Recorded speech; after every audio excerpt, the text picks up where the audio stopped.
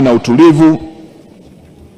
Na baada ya maelezo hayo, sasa ninapenda kutoa hoja kwamba bunge lako tukufu liahirishwe hadi Jumanne tarehe 31 Machi mwaka 2026 saa 3 kamili asubuhi litakapokutana tena katika ukumbi huu hapa jijini Dodoma. Mheshimiwa Spika, naomba kutoa hoja.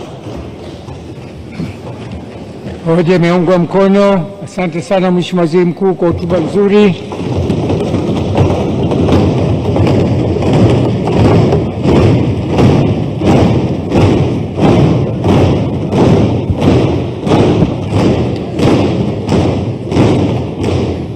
Waheshimiwa wabunge,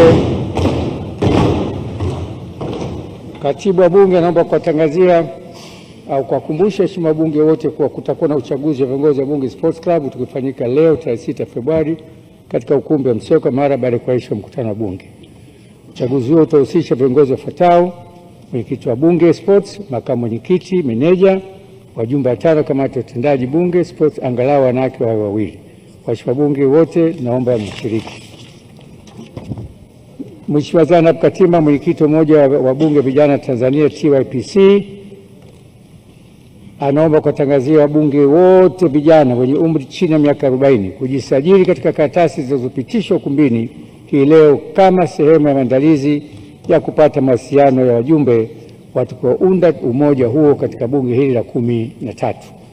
Hivyo wahusika mnaomba kufanikisha zoezi hili kwa kujaza majina kamili na namba ya mawasiliano ya WhatsApp.